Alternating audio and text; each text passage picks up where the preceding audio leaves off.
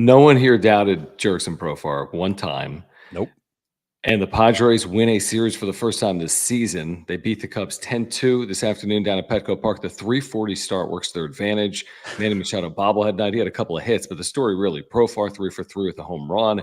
And Dylan Cease, who has been really good his last two times out for the Padres. San Diego 7-8 on their way for LA. Off day Thursday, they'll open a weekend series against the Dodgers on Friday evening at Dodgers Stadium. Make your way in. We have year-round content for Padres fans. We are trying to get to 6,000 subscribers this month. We need your help to get there. So if you wouldn't mind subscribing, we would appreciate that.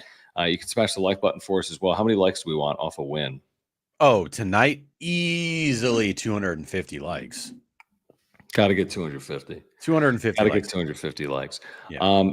So follow us on X at John Schaefer, at Jim Russell SD. Thank you for the supers. We see one already rolled in. We'll get to every single super chat. Great way to support the channel. Make sure we get your comment. Click the $ below the chat box. If you click join, you'll get custom emojis and badges. I have new emojis that I've not yet put in.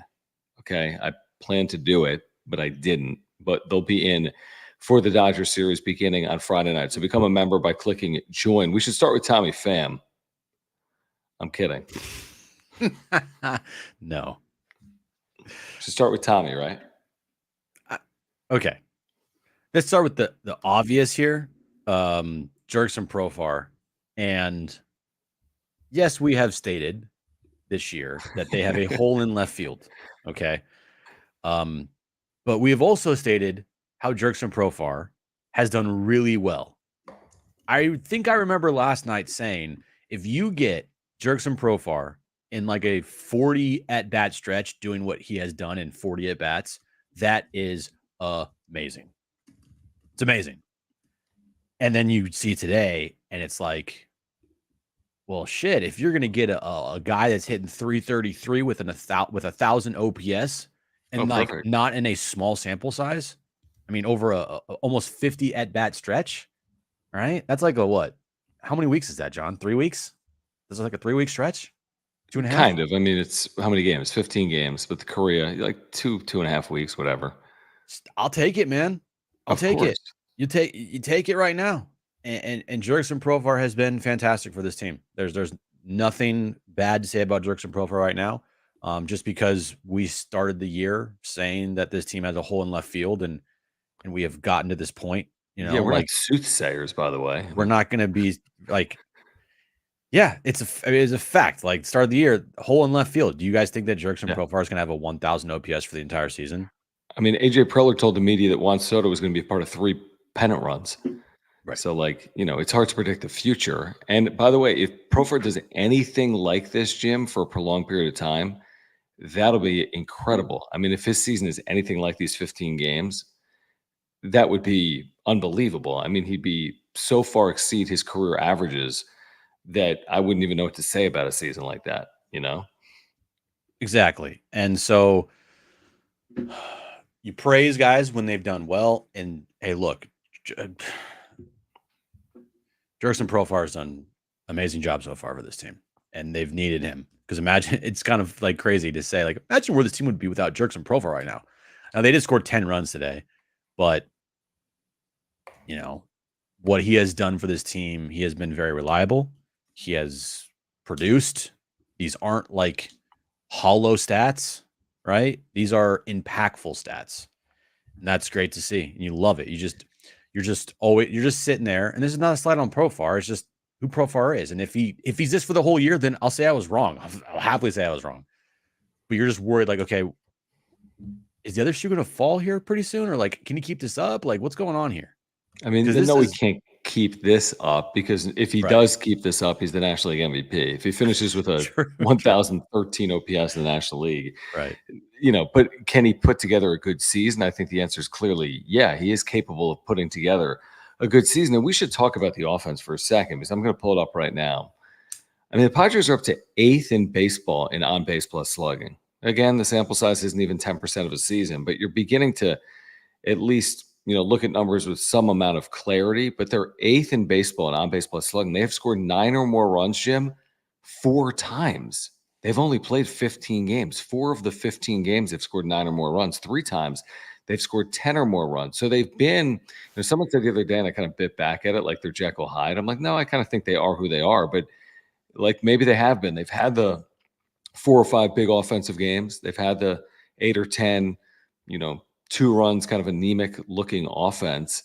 But man, if someone would have told me in the first 15 games they'd have 4 games of 9 or more runs, they'd have 10 4+ run innings, I would have been like, you're not telling me the truth based on what I saw a year ago. So the offense, listen, I know what people are going to say after game 1 at Dodger Stadium if they lose 4-2. What you said yesterday, their offense is great. Their offense has been a lot better. They're 8th in baseball in OPS. So don't tell me their offense isn't better than 2023, because it is.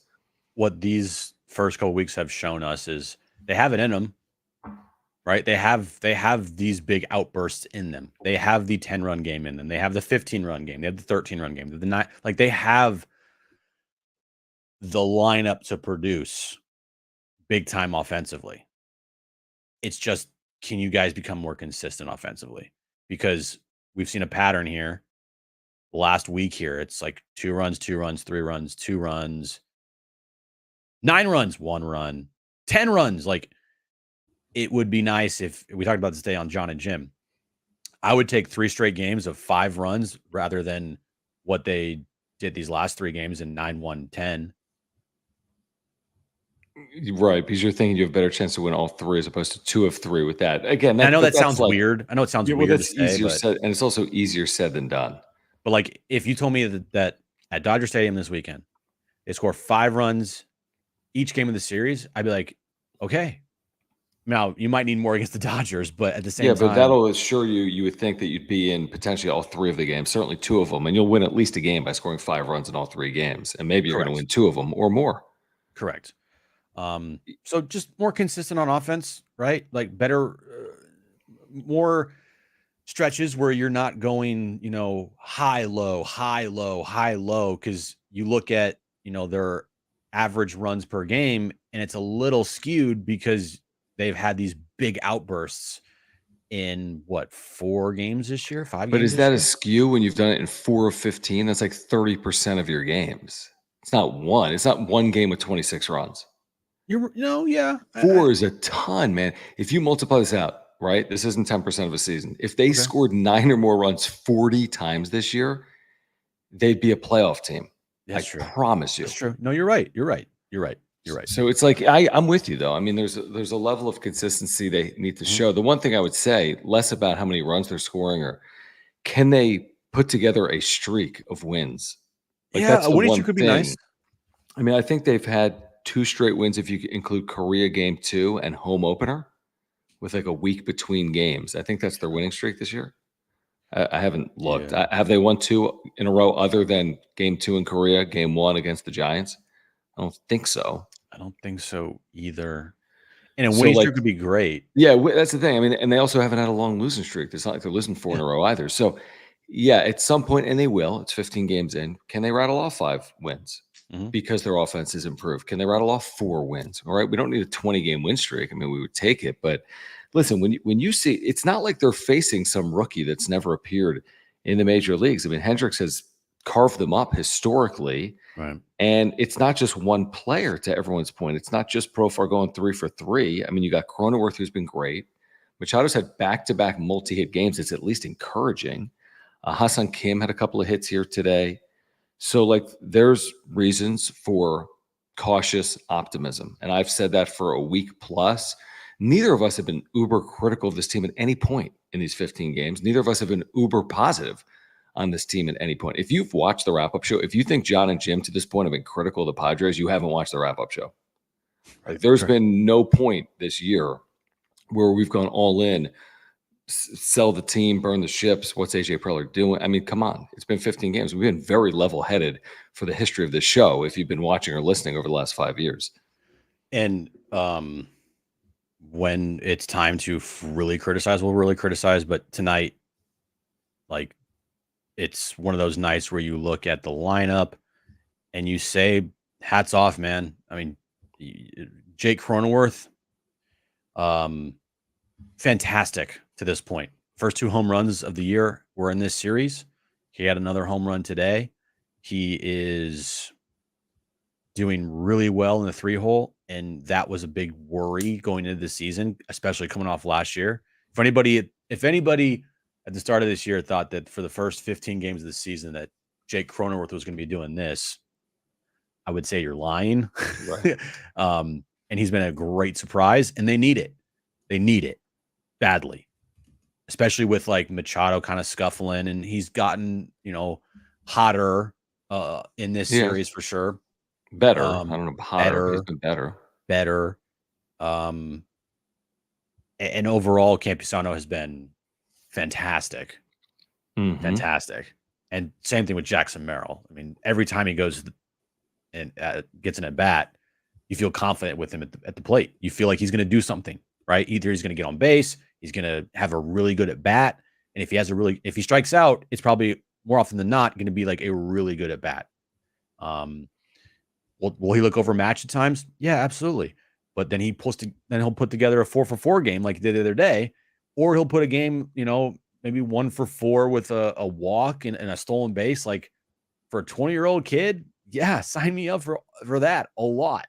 So the question marks in this lineup that we had to start the year, I would say have all performed to this point.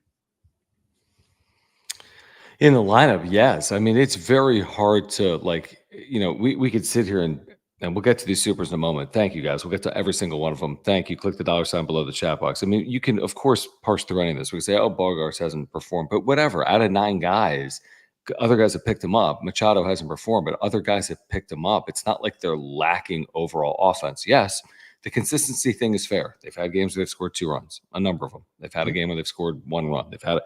And that was yesterday. But most teams in baseball, I mean, if we looked at everyone's schedule and results this year, most teams have been up and down as well. And then there's some outliers like LA and their start. But I can't be critical of the way this team has, the way this lineup has performed. I can't really be critical of the rotation by and large. I think the bench is soft. I think the bullpen is softer. But I think I would kind of take this. I mean, a 7-8 isn't anything to write home about. We probably hoped for a little bit of a better start out of the gates, maybe 8-7.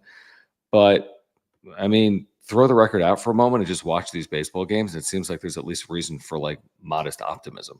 When they are doing well, that it's like this team is completely different. They can look really good. They can look really, really good. And they can also look inept and look like last year's team. Which wasn't awful. I mean, they were never the worst team in baseball. They can just look very blah. They can. Lifeless but I think, on offense, but would you say that, and this is going to be like a bold statement, would you say that their best so far this year was better than any moment of last year's best? How about moment? I mean, I'm sure there's a moment or 3 or even 5 over 162. I think there were some pretty good nights. I mean, I go back to game 1 against Kershaw, and they were 17-14. There was couple of walk-offs or big hits at Yankee Stadium for whomever. I blacked out the season. But I would say they didn't have 15 games like this other than the meaningless games in September where people weren't paying attention like they're paying attention now. And people weren't seeing it as real, like we're treating this as real. You can discount what happened September 21st for a team that's 2 games under 500. That's essentially out of it. You can't discount how teams start seasons. These count where September counts too, but it's easy to discount it. It's really easy to discount what they did last September. And I don't remember the idea, they finished strong. Is that going to get them off to a fast start? No, it doesn't work like that. But they played good baseball last September, but it didn't matter. All right, let's get to some of these supers. Carson, thank you, man, for hanging out. Thank you for the super chat. He says, let's smash that like button, guys. Seriously. All right, Jim. So where are we at on the likes? Let me check. We've got 250 people here, so please smash the like button. Hold on. 1 like? We have 1 person that liked it. We have 1 person. That's not accurate. No, we're up to almost 70 likes so far, guys. Get those likes in. Greatly appreciated. And the subs are huge. We are so close to 6,000 overall subs. Our goal by the end of this month, we're going to hit it, but we just need it. We need it. How many, in all honesty, how many Padres fans are there? A lot. Ton. I mean, they're selling out every game. There's 3 million fans there annually. I mean, you're pushing like there's 1 million people that consume Padres content. So please subscribe.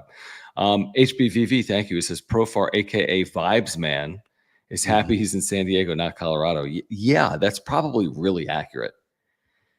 Colorado is just a rudderless ship, is what they are. At least San Diego has rudders and has been pointed in the right direction at times this decade, like 2020 and 2022 and parts of 2021 and parts of 2023. Truthfully, the Rockies have never been that. The Rockies have nothing going for them by and large. They really don't. That's not who the Padres are. So he probably is happy to be. He's with a lot of his buddies. He spent a lot of time with some of these players over the last handful of years. Yeah, I mean, him, Hassan Kim, they have a great relationship. Toddy, they have a great relationship. And it matters. Like, environment matters. You know, this isn't a video game. Like, you can't just all of a sudden put someone somewhere and then like, oh yeah, they're going to perform. Like, look at like a perfect example, Anthony Rendon. He was great in Washington, and he has become like a shell, not even a shell of himself, just like unplayable for the Angels. Yeah, it's crazy. You know, like Jurickson Profar, like you said, last year with the Rockies, he was awful, and then he came to San Diego for the last month. Had a stretch where you're like, okay, cool. Team was good. Environment matters. You know, work environment matters. Who you work with matters. All of it. So I agree. All right, let's get back to the super. Yeah. Spencer, thank you. He says Jackson Merrill takes ABs like a 10-year vet. His defense has also been nails. If someone should get, you could argue who should get the most credit for the way they've played or been, the way they've performed at the plate to this point. Jackson Merrill will be right there. I know he was hitless today. I think he was hitless yesterday. This might be the first time in his career he's had back-to-back hitless games. Don't quote me on it because I think he's been hitless. The last 2 games, he's still near an 800 OPS. He's still played, dynamite defense. He has not been a liability at all. He's been a plus defender, which is really impressive. So I give him all the credit in the world. I don't think the numbers at the end of the year are going to be the greatest numbers ever, but I do think he has proven his value multiple times over through the first 15 games of the year. I would say that today was one of his better games, honestly, even without a hit. He had 2 walks, a stolen base, an RBI, run scored, and he always has played so far up to right now solid defense in center field. Mm-hmm. Like that's who he's got to be, though. That's who he's going to be. Here's my guess, and I hope to be wrong. I don't think he's going to be a crazy high batting average guy. I think he can keep that on base up because he's got a good eye. He doesn't strike out a lot. He's got to walk. He's got to steal bases. He's got to score runs. He's got to play good defense. He's not going to hit for power, I wouldn't think, right? Does anyone think he's going to be hitting for power? He's hit a home run. Does he? I think he has 2 RBIs, but they're not asking him to be that guy. No, they're not. They're not. They're asking him to have good at bats, get on base, move the line. When you get on base, use your speed, right? And that's what he's giving them right now. Anything else is gravy. I mean, if he hits 15 home runs, gravy, dude. Like, they're not asking him to be a power guy. They're asking him to put together good at bats, get on base, move the line. Obviously, gap to gap guy and everything like that. But what he's doing right now. How did he get his RBI today? Because we were on the air. Was it a sack fly or a ground out, or how did he get his RBI? I believe it was a ground out. Because I don't see a sack fly in the box. It might have been a ground out. But whatever, that's great. That's his 3rd RBI, and that's productive. Like you said, I mean, he's absolutely productive today. 0 for 2 means nothing. No. He was productive. And I don't care. At the end of the year, I'm not going to be like, oh, he hit 249. I wish he hit 259. No, if he's helping the team win, he's helping the team win. Nobody's going to go crazy over the batting average for Jackson Merrill if the team is having success. And the thing with Jackson Merrill so far has been such a massive upgrade over Trent Grisham and anything that he gave this team. But the thing about what you don't want to see from a young player is 0 for 4, 3 strikeouts, 7 left on. He hasn't done that yet. He's going to get his strikeouts. He just is. But he has 7 walks on the year so far. Okay. He has how many stolen bases does he have? I think he has 2. He's got 2. He's been 2 stolen bases. His OPS is 793. It's all good. It's all really good. It's all really good. Yeah, I mean, and the strikeout numbers are really low. I mean, 10 strikeouts in 15 games. You could absolutely, I mean, 7 walks to 10 strikeouts, your first 15 games in the major leagues today with the velocity and the breaking pitches and everything is really good.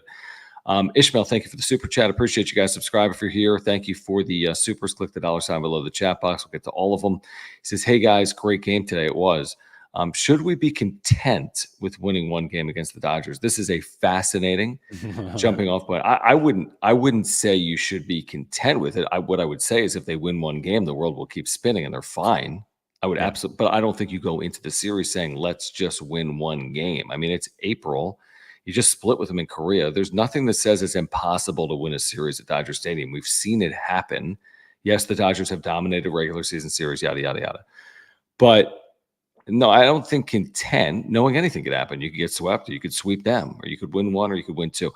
But if they win one, all good. It's not going to define the season. If they win two, all good. It's not going to define the season. So I look at it like you've played half decently, continue to do that, and see if you can have a good series in LA. That's how I look at it.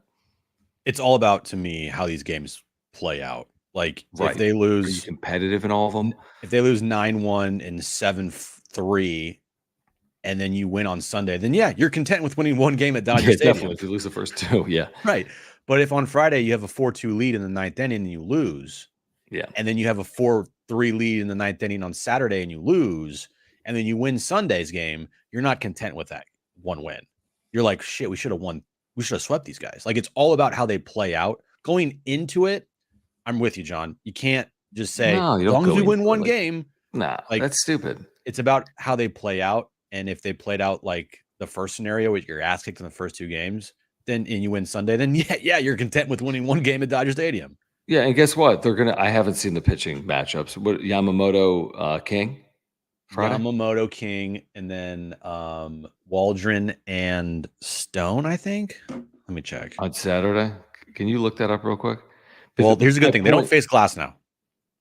Well, here's the point I'm going to make.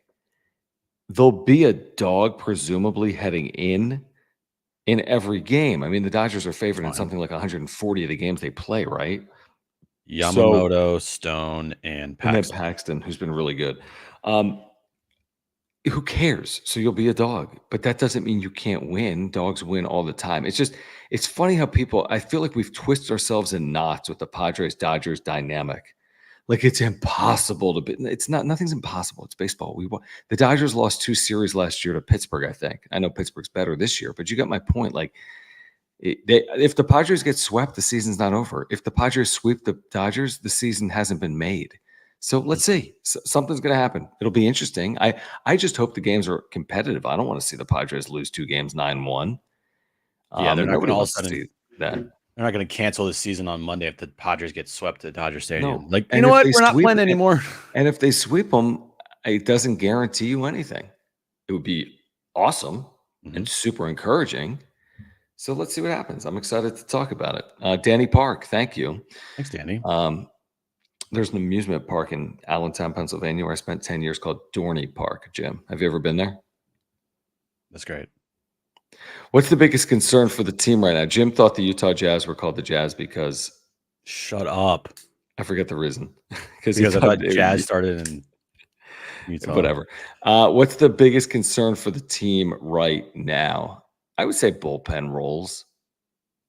Yeah, bullpen roles. Depth. Offensively, right? And the Profars and the Campisanos and the Merrills of the world, like, they are doing fantastic. How is this team going to look when those guys slump? When they eventually will slump, like everybody slumps, or they're just going to go on this massive tear throughout the rest of the season. Same thing with Cronenworth. Like, how are they going to overcome that? And probably they're going to have to overcome that by like having your stars like Manny and Toddy, Bogey all perform.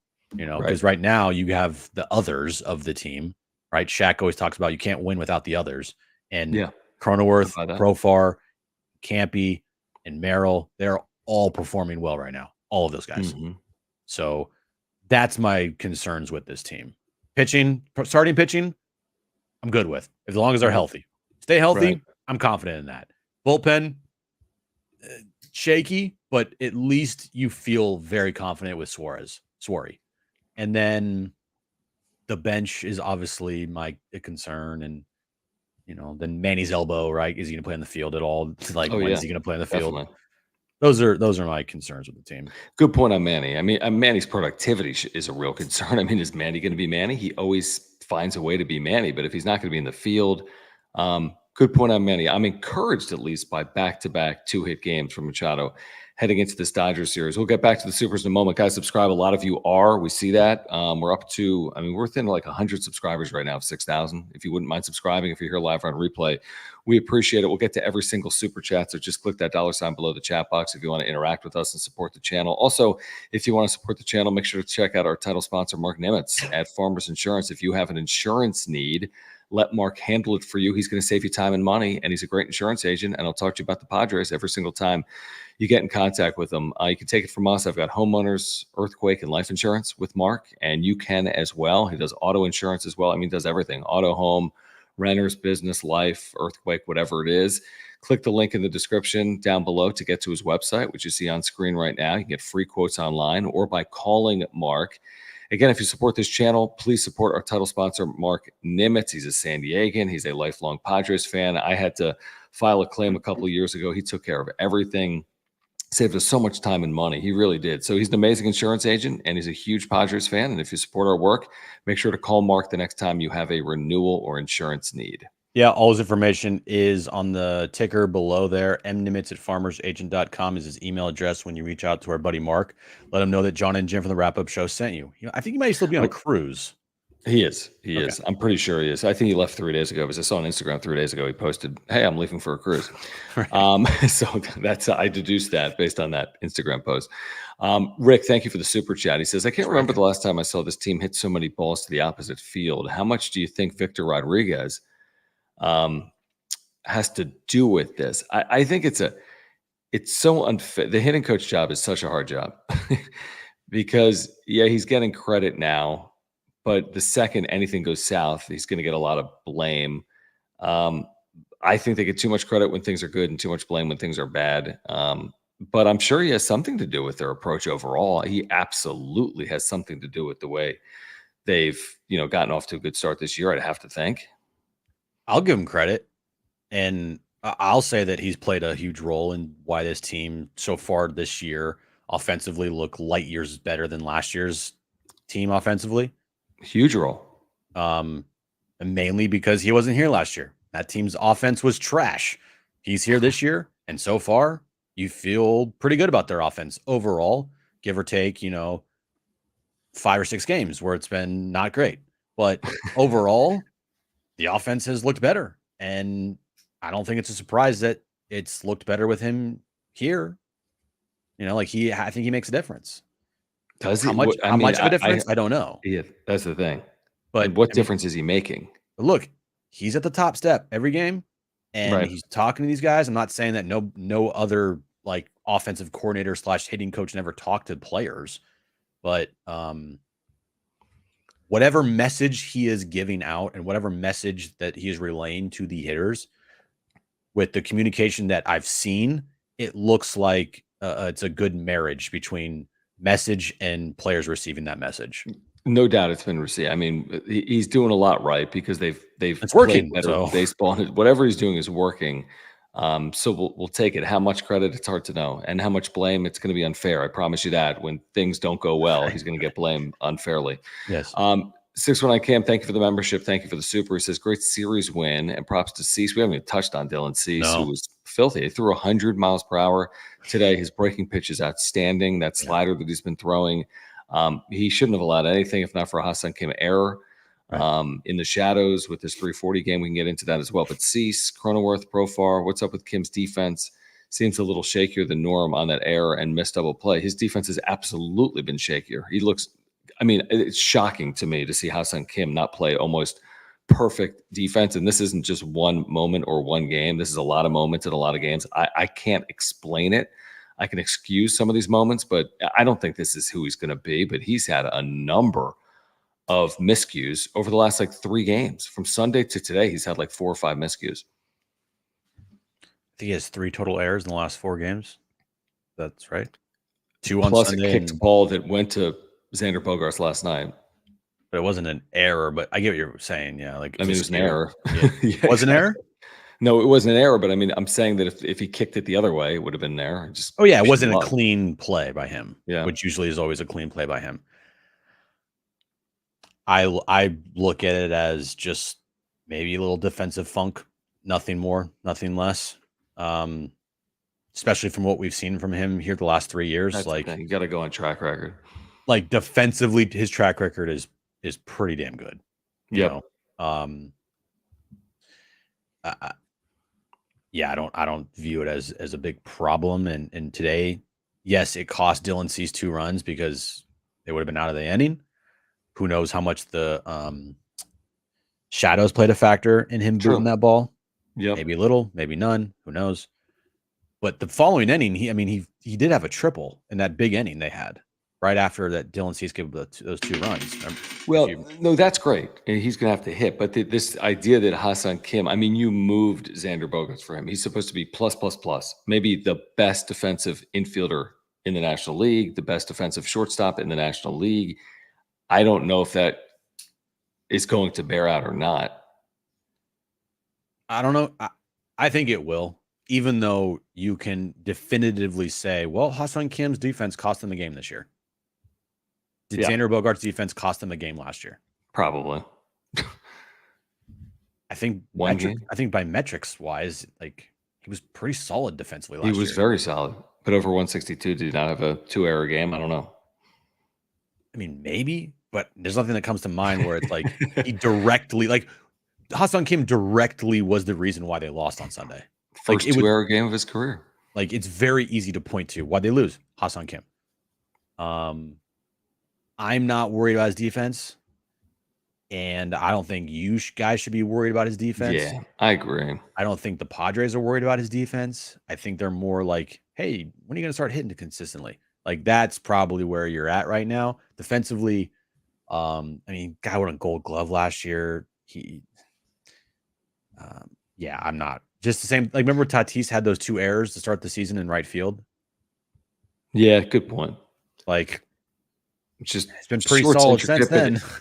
I mean, he's a great defensive infielder. He plays multiple positions. Is there something about getting adjusted to working, with a new second baseman in Xander Bogaerts? Not to put it on, but I don't know. I think it'll figure itself out. Like O'Neill wants to answer the same question, basically. Thank you for the super. Kim's defense a concern yet? If not now, when would it be? I mean, I think that's fair. I mean, I think if you looked up another 15 games in, he had another handful of errors, you'd be like, well, what's the deal? I mean, that's what I would say. I think if we're 30 games into the season, if over the next 15 games he commits 5 errors, I would be. Yeah, if he starts showing you the yips, if you can't throw the ball to first base, he turns into a guy like Eric Hosmer here who just like forgot how to play the position. Then yeah, we'll start talking about it. But that shouldn't happen. How many errors has he committed on the year?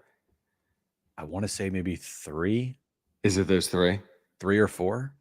Not that it's the end all be all. It means like nothing, truthfully. He's committed 3. So 2 in that one game and 1 today. Yeah. Because that and honestly, today happens to everybody. It just does. The only one where I'm like, what the that's never happened to anybody is the tag play on Soler. That's the one that you're like, yeah, that was crazy. Huh? Throwing error happens, right? Fielding error, guy can't get a grounder, happens for whatever reason. Maybe it hit a rock and it bounced wrong. I don't know, whatever. But literally when you tag somebody, you have the ball in your glove for like more than 2 seconds or just a second, and then the ball just flies out randomly. Like that's the only one where I'm like, what the? I just did a quick Google though. Like, okay, I just said career leaders for fielding percentage by shortstop, fielding percentage, and like elite, like I don't even know how to look at this. These Bogaerts would be top 20 all time in fielding percentage by a shortstop. But I'm just looking at Kim's career fielding stats, Jim. His fielding percentages have been a lot better at third and second than they've been at short. But of course, there's way more opportunities at short. I'm not going to read too much into it. Whatever. He's their shortstop. I know he's their shortstop in 2024. That I know. They're not moving him. And I don't know what's going to happen in 2025. I don't even know if he's here. in And don't worry, 2025. Xander Bogaerts He's will a be back. shortstop. Xander Bogaerts will be back playing shortstop next year, guys. Maybe. Or Jackson Merrill. Zach, thank you. He says bullpen a close game. De Los Santos, Yuki, Wandy, Suarez winning or losing by Halo. 3+. Delo, yeah. Estrada, Kolick. Estrada's not even here, but yeah. Kolick, Cosgrove, Yuki, or Anyo can close. Mop up, Burrito, simple. I don't know if it's that simple. I don't think they got Burrito here to be mop up. I mean, he might be mop up for a week, but he's going to pitch in some real leverage spots, is my guess. Kolick, yeah, I'm with you when you're trailing. Estrada, no, I think they envision him to be a lot more than that. Cosgrove, they envision him to be more than that. I don't know if it's simple, is my point. When you have a guy in your bullpen that throws 100, you're going to be not pitching mopping. him. You're not mopping him up. Mop up duties for a guy like Pedro Avila, who has okay stuff, but he's not like overpowering you. Gives you some length, can pitch a couple innings. I do think that they need to bring Estrada up, and just figure it out. Cosgrove, Yuki, and Delo and Wandy right are your bridge guys when that's your I A like team. Wandy. I like Wandy. I like Cosgrove. I like Yuki. I like Delo. Those are your bridge guys to get to Swery. Yep. And maybe eventually you're going to get someone like Wusuk, who starts the year in Double A. I mean, who knows? But I doubt they envision him not appearing on the Major League roster in 2024. I think they have some options clearly in either Double A or Triple A that can contribute. It has not been a perfect start to the year for the bullpen, but Robert Suarez has been really, really good to start the year. Guys, if you're here, if you wouldn't mind checking out our partner on the Wrap-Up Show, longtime partner on the Wrap-Up Show, our friends over at Aura. You're looking to get healthier, right? We are. ORA.organic. They have plant-based nutritional products. Every single product is plant-based. Check them out by clicking the link in the description down below. I take a probiotic from Aura every day. It's the first thing I do. Well, once I make my way downstairs after my son wakes me, prior to the fact that I get downstairs, I take a probiotic. I have a glass of water. And you should too. It's a great product for digestion and heart health and mental clarity. There's so many reasons to take probiotics, and they have pre-workout supplements and omega-3 oils for those of you that are taking fish oils, and they have sleep pills and immunity pills. I've been taking some of their sleep pills, in fact, recently with some of these late nights. So ORA.organic, you're looking to get healthier, you, your family, your friends, check them out. Click that link in the description down below. San Diego company, their co-founder Will's a San Diegan and a huge Padres fan. Yep. Go there right now if you're trying to live that healthy lifestyle and you're craving to live that healthy lifestyle. Then go to Aura. They have everything you need. Probiotics, like John was talking about, great for your gut health. Trust me, you need it. Okay. You don't want to be like me. You need to have good gut health. You also, if you're a big person that likes to work out, they have the best pre-workout on the market. It will give you the high that a pre-workout gives you without the crash that other ones give you, and make you feel like crap. So go to Aura, www.ora.organic, pick up some supplements to live that healthy lifestyle, and you'll thank us later. Were you talking about me when it comes to some of the pre-workout stuff? Oh yeah. You definitely you pre-workout stuff. Bulking Your up a little big bit. Orange Theory days. I am. I go 3 times a week actually to Orange Theory. Wow, look at you. Despite the fact that they're not sponsoring the show. The 3:40 start time. I don't know what they announced. Did you see what they announced? I don't know if this game wasn't sold out, was it? You think Manny Bobble sold out, but I saw upstairs it didn't look sold out to me. Unless it was a Manny bobblehead. It was Manny Bobble. What'd they announce? Let me check. Hold on. I'm checking too. I got 39,000. So they didn't sell it out, but they got close. Okay. So the 340. They got extra bobbleheads to give away. Yeah, they still have 1,000 bobble. They announced 39,048, which means they had less than that probably in the building. But that's a very good crowd, obviously. But they got 4 or 5 of these this year. 340 shadowing was a huge story for the first 3 or 4 innings of the game. It may have led to that error we were talking about on Hassan Kim. They're doing giveaways on Wednesdays at 340 this year, at least a few times, including today with Manny Machado. What do you guys think about the 340 start time? It's like what's that book with the like 3 little bears? Like, you know what I mean? Not too much porridge and not like a little bit of porridge, just the right amount of porridge. Is that 340? Sure. I forget you don't read. No, I don't read, John. I don't have a kid either. True. So what a Padres blogger. Padres blogger in the chat. What's up, Mark? So remember when Jim quit on the Padres down 8-0 the other night, Mark? Yeah, John did. You did too. You turned off the game. Everyone did. Mark, to his credit, tweeted out they're going to win 9-8, and they did. That's amazing. I know. So selfishly, and me and John both feel the same way. We have shows at 3:00 in the middle of the day. So for us, selfishly, it sucks. We don't want to have Padres games going on during our radio shows. No, because people are watching or attending or whatever. That's a selfish standpoint. But if we didn't have a radio show at 3:00 Monday through Friday, and there wasn't a crossover, the points that were made when I put on Twitter, like, why does a 3:40 start time? Number one, the kids factor, right? The kids, it's a better opportunity for the kids to not only also go to school, but they don't have to skip school to go to a game. Number two, it's like for families and stuff, like more or less for like a family. But my one retort there, real quick, is that they have 3:40 games in the summer too, though. Like when kids aren't in school, there's at least one in July. Okay. Well, maybe parents, and they working and everything like that, right? Number two, and I saw this, someone commented, and it's a really good point. The shade factor at around 3:40. 110 games, you can cook. You can cook in that sun. Yeah, that's a good point. We know. And the 3:40 start time basically covers half of the stadium with shade. It's still a day game technically, right? But it's also shady. So you can enjoy the nice weather, the nice sunny weather, and also not be in the sun cooking. There's a couple things there. And other than that, I don't really know what other reasons why they would have a 3:40. I mean, the one other thing I'd say about 3:40 as opposed to 110, and I'd have to look at this. Maybe someone can do this deep dive for me. My guess is you'll never see a 3:40 on a true getaway day when they're actually traveling to the Midwest or East. 3:40 is going to be with a day off afterwards, or they're playing in the West the next day. As in, if you have two teams, you got the Padres and the opponent. There's no way an opponent in San Diego is going to play 3:40 and then fly to Philadelphia. So that's my guess. I think maybe it works out 3 or 4 times where you have two teams that aren't traveling east or have an off day following a 3:40 game. Otherwise, I think they'd probably be playing at 110. And if you look at their schedule, they are playing at 110 5, 6, 7 times this year. They're also just playing at 3:40 4 or 5 times as well. Every 3:40 game this year is followed by an off day except for one.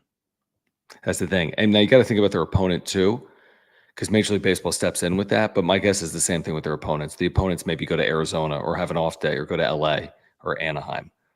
So the only game that they have that's 3:40 followed by a game after that is on August 21st against the Minnesota Twins. And they're at home. And they're at home. And then the Padres play the Mets the next day at home. I don't know the Twin schedule, but you're right. No, that's good insight. Yeah. Isaac, thank you, man, for the super. He says Johnny and Jimmy. Love that bit. Yeah, we kind of do too. I think we need a Johnny and Jimmy t-shirt. If someone wants to design it, we'll sell it and profit off it. The Padres need to look towards the outfield when stealing bags. They don't seem to be taking advantage of pass balls. I don't know. I really don't. I think they've been pretty good in terms of aggressiveness on the bases. It hasn't always worked to their advantage, I would say, these first couple of weeks. But I think they've been quasi to fairly to uber aggressive, I would say, on the bases, with some stolen bases and trying to take extra bases in general. I don't know about balls that have gotten away from catchers, and if they could have grabbed an extra base or two along the way. I'm sure the answer is yes. Yeah, that's a very like inside baseball comment, Isaac. There, thank you for the super. It's not something that I'm like noticing as a problem with the team. Need to look toward the outfield. So you're saying after they steal a bag, the ball gets away and they could take an extra base? I mean, I get it.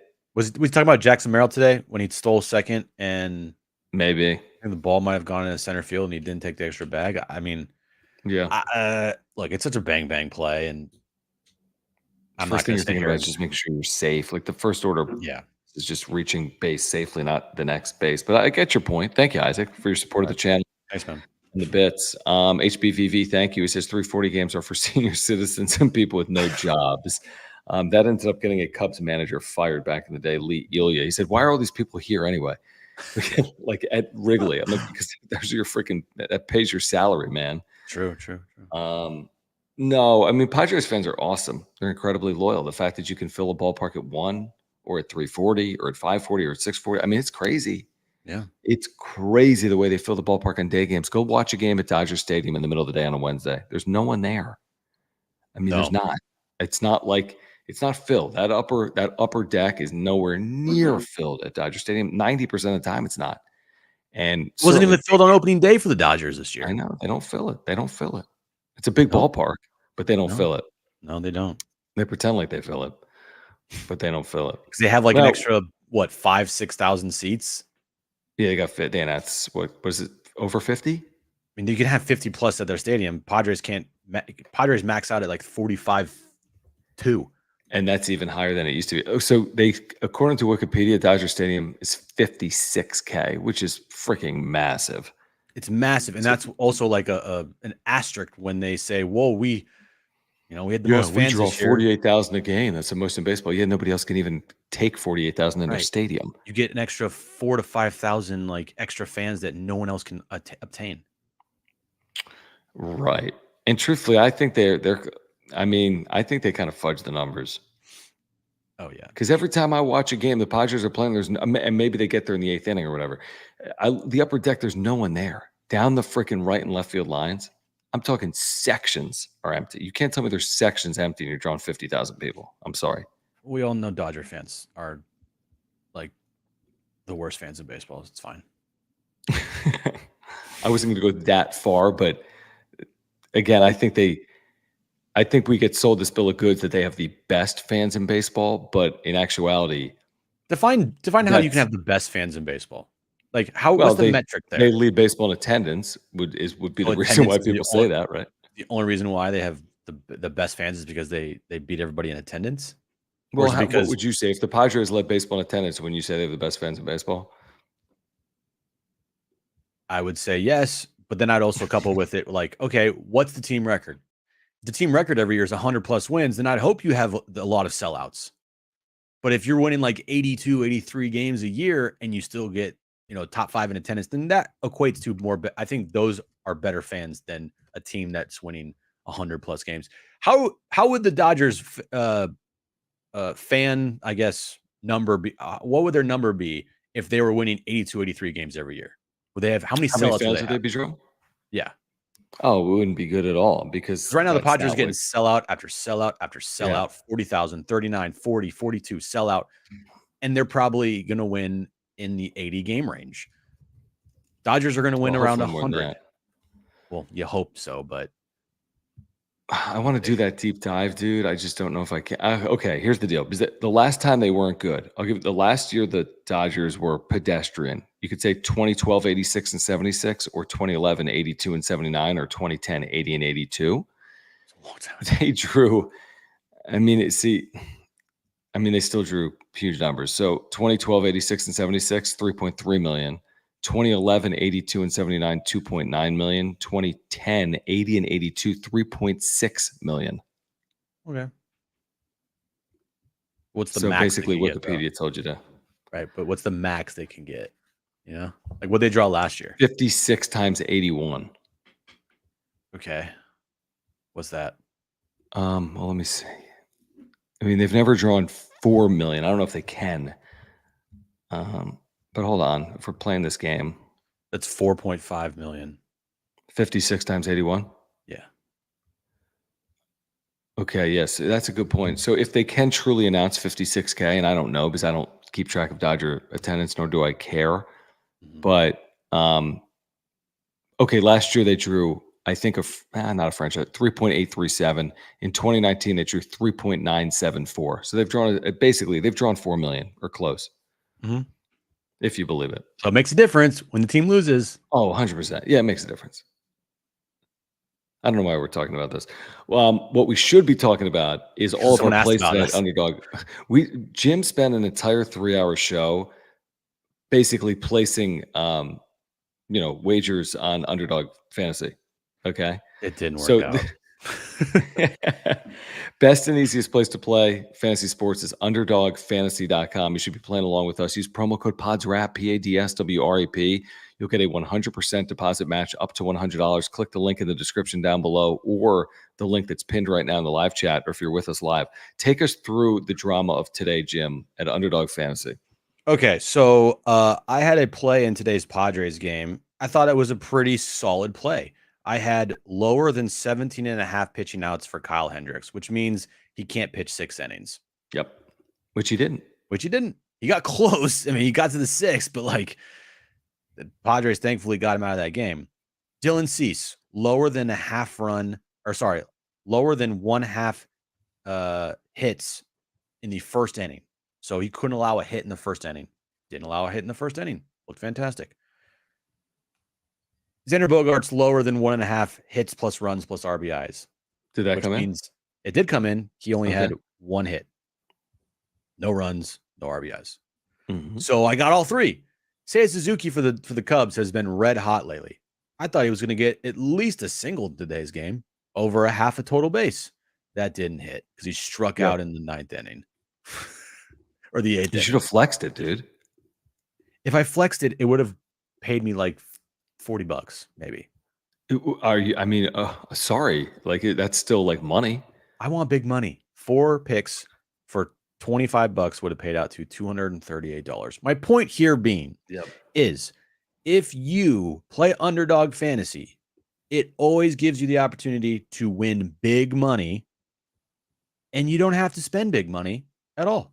You can make a wager for $10 and potentially with whatever you pick, $10. You could make big time money. Now, John's kind of a wuss. And you think I'm soft? Look at this play. Soft. No. Let's walk through this play. I haven't watched golf since like 2021. But look at the payout. But here's my play. That's not risky at all. Yes, it is. It pays 6.3 to 1. $10. Scared money don't make money. I got Tiger Woods shooting higher than 74 strokes, which he will. I got Xander SDSU lower than 72 strokes, money in the bank. And I got Scotty Scheffler, who's like the greatest golfer since Tiger Woods when he was good, at lower than 70.5 strokes. That goes 3 for 3. I'm winning $63. Who wants to join? Let me show you how it's done. All right. Here we go. Ready? Yeah. I'm gonna go. Let me just pick some here really quick for the Masters. All right. For the Masters. Just going big time, guys. Big time. Going big. All right. Ready for this? Here we go. Ready. Tiger Woods. Better for round 1 leaderboard. Better than 10.5. That means he has to be in the top 10 in the leaderboard. Give me a break. After day 1. Give me a break. Justin Thomas. Better than same thing as Tiger Woods. 10.5 on the round 1 leaderboard. He has to be a top 10. Scotty Scheffler. So 2 of the top 10 have to be those guys. Yes. Scotty Scheffler also has to be in the top 10 along with Matt Fitzpatrick. That is a times 100.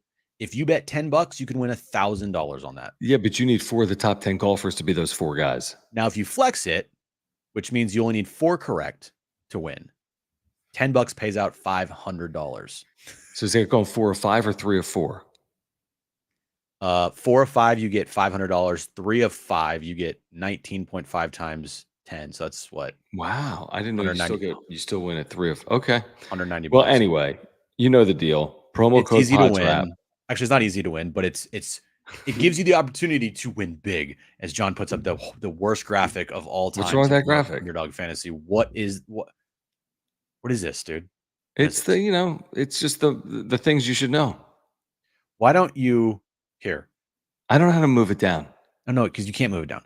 After the show, why don't you just text me the graphic or send me the email that they sent you, and then I can make it a lower third. So when we talk about this stuff, we can put this at the bottom of our screen. And so we don't look like amateurs with it in the middle of our faces. You think this makes us look like amateurs, that we have this right across the middle of our faces? Promo code PADSWRAP, PADSWRAP. You'll get a 100% deposit match up to $100. Play along with us. Dodgers, Padres this weekend, Masters this weekend, NBA playoffs about to kick off. Whatever you want to play. Dude, you can do multiples of NBA. Right. Masters with NBA, NBA with Padres, golf. MLB. You can do the MLB. You can do the MLB. JD NHL. Gacho, thank you. He says, previewing Schulte's nicknames for LA. Ooh, I love this. This is interesting because he's already, who did he say for Belly? He said Nicky. it twice in one soundbite. Belly and Nicky. But Smithy, Maxi, Luxy, Audi, Teo E. Tasker, Scary. I don't know about that.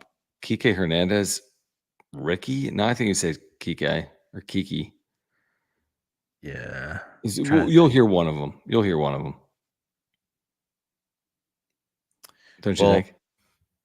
Ohtani would be just like Ohtani, Shohei. Freddie Freeman would just be Freddie. Would he call Dave Roberts Davey? No. Mookie's obviously just Mookie. Not Betsy. Muncie is maybe Munts.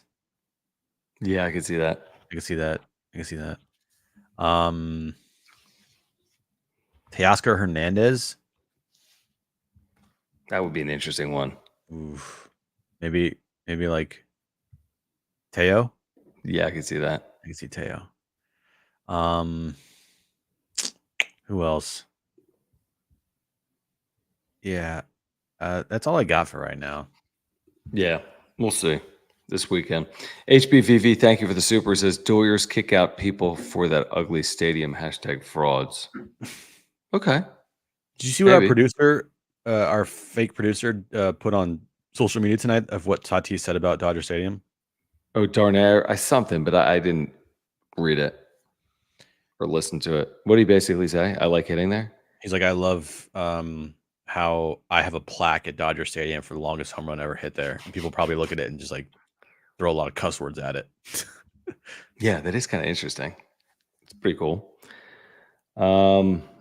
Okay, let's see here. The Beef, thank you, man, for your membership in the Generous Super. It says, finally a series win. They have runs in them. Consistency is the key. Still have hopes for this season. Big series against LA.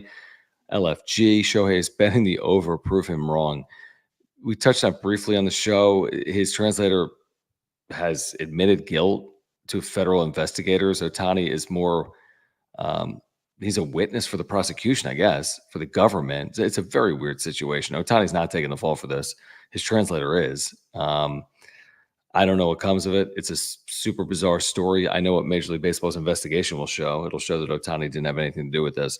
But yeah, it's a big series, and you should have hopes for the season. It's early, and the Padres have had some good moments so far. Yeah, they've. I mean, honestly, like they've done. If we're all being realistic at the start of the year, they've met those realistic expectations so far. I feel like they haven't exceeded. Yeah. They haven't like shit the bed. It's pretty, for what this team is and what the roster is. I think this is about where they should be right now. You would like to see them do better. You would have liked to see them, not give away that game on Sunday. I was going to say, I think they're an 8-7 team, if not for some absurdity on Sunday. 8-7, 7-8, Yeah, same thing. You just hope that game doesn't like bite them in the ass at the end of the year. Right. No, I agree. But they're about where I think realistically everyone expected them to be. Oh, Matty Man Dodge is in the chat.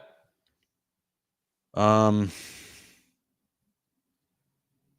don't give a shit, Matty. Like, no, I do, but I mean, you actually brought up the initial point. Listen, is this line for what? Is this the Ohtani stuff? It is the Ohtani thing.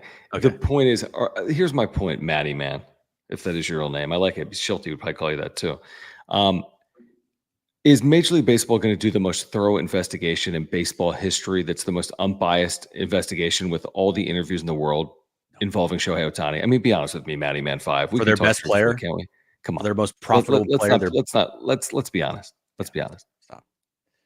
This is, again, this is a classic throw under the, this is a take the fall type of story. 100%. And I'm not saying the guy doesn't have. He may be. He may be the one that is culpable. Yeah. But you're telling me there's no culpability for It's Ohtani? impossible. And it shouldn't be investigated in its fullest manner. But do you think Matty Man 5, if that is your real name, this will be investigated to the fullest degree by Major League Baseball to uncover the facts wherever they lead them? I don't. Nor do most sane baseball fans. Right. I find it very hard to look at this story and how it all is shaped out and then come to the conclusion that, oh man, Ohtani did absolutely no. Everything. We know he wired $500,000 to a bookmaker in Southern California, but there's a reason for it. Mm-hmm. There's also a reason why Ohtani's team gave Ippei to ESPN to tell a story. Ippei said Ohtani knew about everything, and then hours later, everything flipped, and Ohtani's team is now blaming Ippei. Oh, yeah, that's right. There's that too. And saying Ippei actually stole money and is a fraud situation. And then Ippei goes back to ESPN and says, actually, I was lying. Ohtani knew nothing about it, even though I told you a couple hours before that Ohtani did know about it. Just give me a break. Give me a break, Matty Man. Hey, as long as you're watching us, we don't care. Thanks for watching. Yeah, whatever. Keep watching and tell your friends. Or drop Be a here dislike. this weekend. I don't care. Help us get 1,000 people in the chat live, Matty Man. Bring your Dodger trolls over here this weekend. All right, guys. Bring it on. You know, why don't you subscribe, Matty Man? We're trying to get to 6,000 subscribers. So subscribe, smash the like button for us. You can follow us on X at John Schaefer, at Jim Russell SD. Thank you for the super thanks. If you're here on replay, we're looking at you, Matty Man. And thank you for those that become members as well. Please support our sponsors. Our title sponsor, Mark Nimitz at Farmers Insurance. Whatever your insurance needs are, let Mark Nimitz save you money. Click the link in the description down below. Or if you're looking to get healthier, check them out. ORA.organic. Underdog Fantasy. Play along with us beginning tomorrow. Masters Thursday. MLB action this weekend. Padres, Dodgers. I love you, Matt. You're my favorite. Thank you. That's our point. I hope you listen to us on the radio too. Yeah, please. Underdog Fantasy promo code PODSWRAP, PADSWRAP. Get a 100% deposit match up to $100, like Maria said. Thanks, Pink Devil. Here we go, Pink Devil. New subby. Thanks for the views, Maddie. All right, Maddie, I like that. For Jimmy, I'm Johnny. This has been the wrap-up show. We'll see you Friday night. Thanks, guys. Actually, tomorrow, brother. Peace out, brother.